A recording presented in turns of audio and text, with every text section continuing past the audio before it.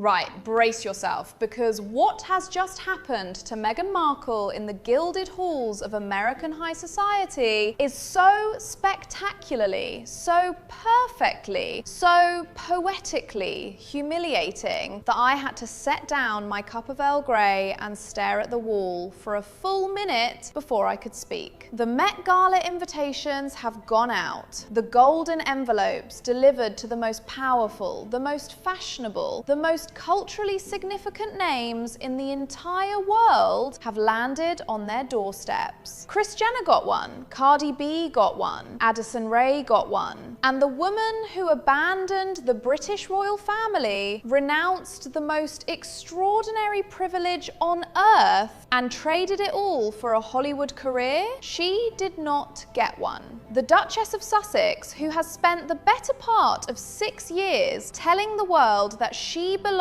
at the very top table of American celebrity, has been left standing outside the Metropolitan Museum of Art with her nose pressed to the glass. And the woman who shut that door, who decided the Sussexes were simply not welcome, is one of the most powerful people in the fashion world, Anna Wintour, close personal friend of our king. And she is, by all accounts, quite thoroughly done. Let me tell you what we know, because the details here are rather extraordinary. According to Paula Froelich, who broke this story and who knows that world rather well, the root of it goes back to a negotiation over a potential British Vogue cover in 2022 that went so badly it apparently left Wintour cold for years afterward. Meghan reportedly demanded editorial control. She demanded a global cover,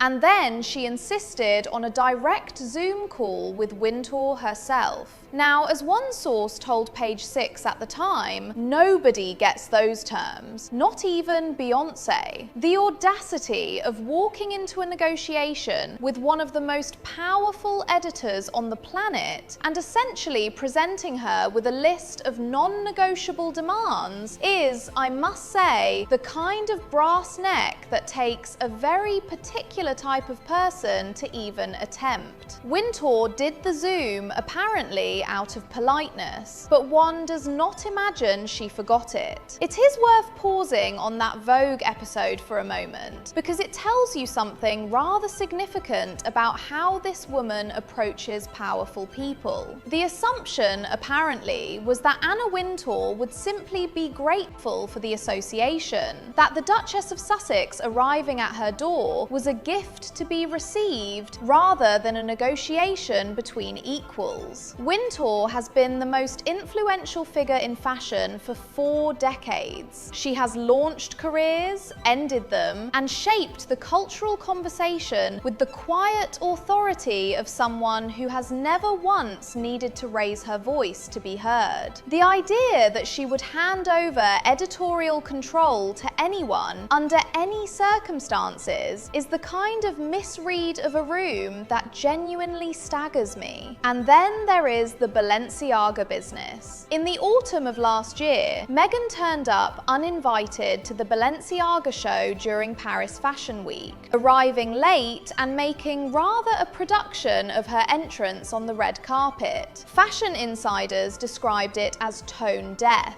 You do not invite yourself to a fashion house's show in Paris and then pose for cameras as though you are the main event. That is simply not how that world operates, and those who do operate in it noticed. Wintour certainly noticed. But here is where it gets genuinely fascinating, because you might assume that 2 of this year's Met Gala co-chairs, Beyoncé and Venus Williams, would stick their necks out for a woman who has spent years publicly claiming their friendship. After all, Meghan has told us on multiple occasions, in documentary form and at considerable length, about her relationship with Beyoncé. And Venus's sister Serena is, we are told, a genuine confidant. And yet, neither of them appears to have gone to bat for her. One source was rather direct about why. She comes across as desperate. She sucks the air out of every room and makes it about herself. And Anna Anna does not want that. Anna does not want that. 4 words that contain rather a lot of meaning when you unpack them properly. The lead sponsors of this year's event are Jeff Bezos and his wife Lauren Sanchez, and they too, we are told, have cooled considerably on the Sussexes. The reason traces back to Kris Jenner's birthday party, at which photographs were taken of the group the evening before Britain's Remembrance Day. The Sussexes apparently pressured the Kardashian family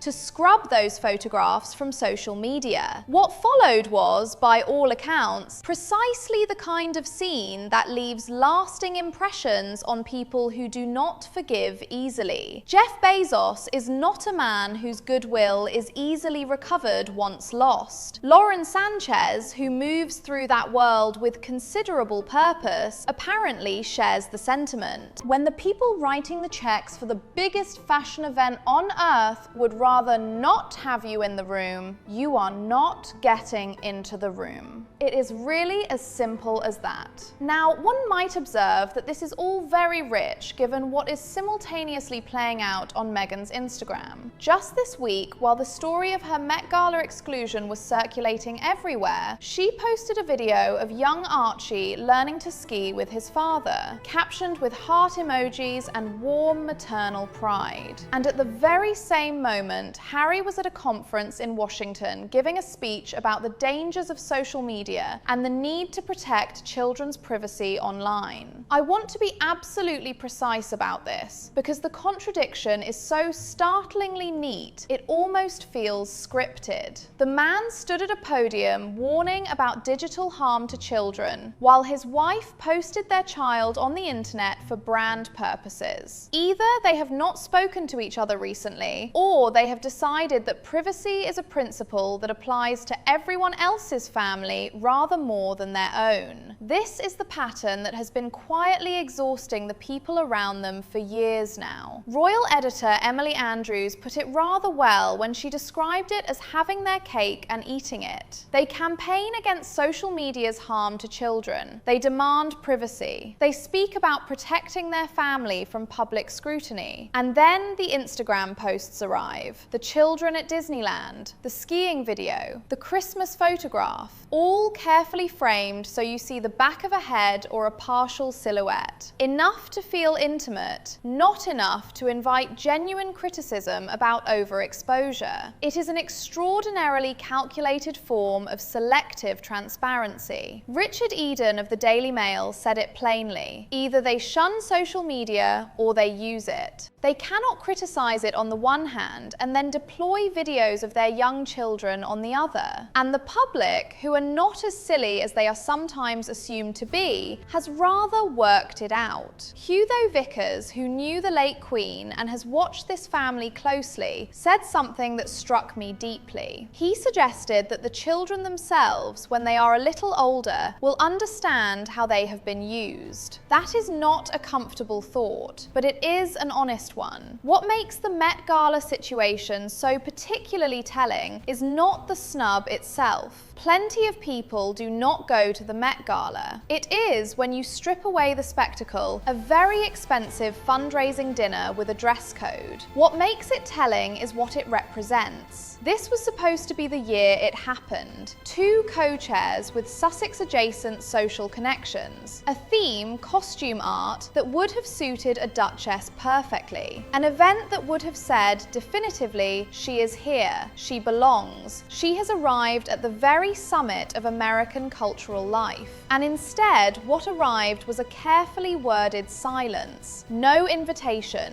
no seat, no moment. There was, we are told, a suspiciously well-timed Vanity Fair profile that appeared in the days following the Variety investigation, painting the Sussexes as busy, purposeful, and thoroughly content. It was read across Hollywood as what it almost certainly was, an attempt to steer the narrative. But a glossy magazine profile placed by a communications team does not change what the guest list says. And the guest list said no. People, as one source put it with admirable economy of language, are just kind of over her. I find myself thinking about what was given up to arrive at this precise moment. The title, the history, the extraordinary platform of genuine public service within one of the oldest institutions on earth. It was not a small thing that was walked away from. It was centuries of meaning, freely inherited and freely discarded, in exchange for a promise that Hollywood would deliver something greater.